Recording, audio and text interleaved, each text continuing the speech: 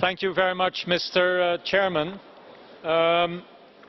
Let me, since we don't have a lot of silence yet, but let me start by thanking all shadow rapporteurs for their wonderful cooperation. We had a very smooth negotiations in order to find compromises, so let me start by thanking them for that.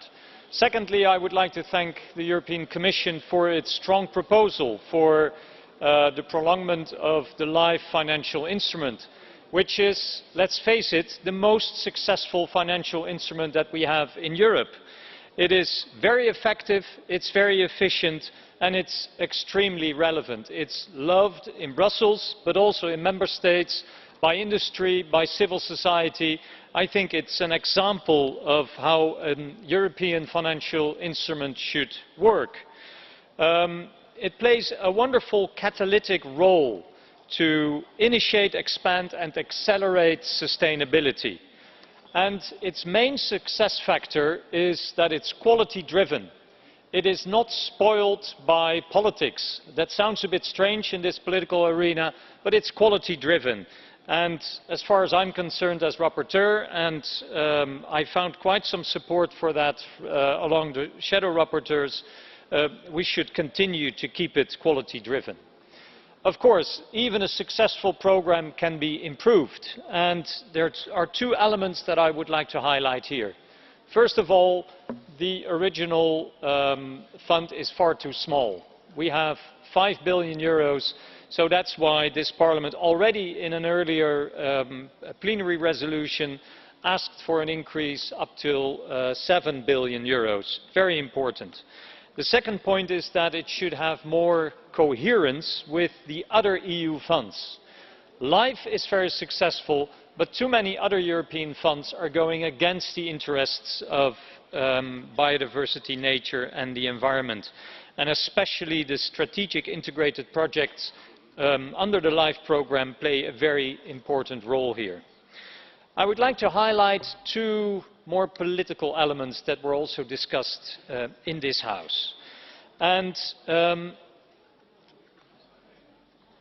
the first is that this LIFE budget can only be relatively small if all other EU budget funds are not going against the interests of the environment.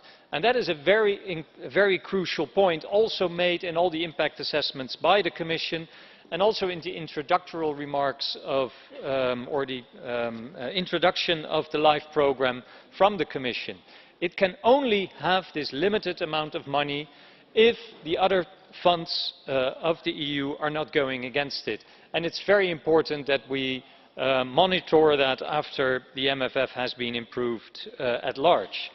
The second, more political debate is about national allocations. And I'm very happy that we found a compromise among the shadows, that we did not fall into the trap of moving towards national allocations, but that we found a compromise on biogeographic balance, which means that we take the ecosystems in Europe as a basis and not our national borders. Finally, Mr. Chairman, I would like to make some comments on amendments that have been tabled here in plenary. There is one EPP amendment that explicitly is mentioning the agri-sector and forestry, to include them even stronger in the LIFE fund. I would like to emphasize that under the current LIFE, agricultural projects are very much eligible. We have currently 136 projects ongoing. And so it's not only superfluous, it's also behaving a bit like the very hungry caterpillar. There are agri-funds of 400 billion euros already reserved, and this limited fund of 5 billion should not be more strongly focused on the agri-sector than it already is. And then finally, Chair, the other amendment from the EPP on large carnivores. I know it's a political debate and it's worthwhile to have that debate here. But putting it in the general objectives of the LIFE programme that talks about climate, environment and biodiversity in general terms, and then adding the large carnivores as sort of equal to those general objectives, I don't think it makes a lot of sense. Let's have that debate when we discuss the other more individual parts of it. Thank you.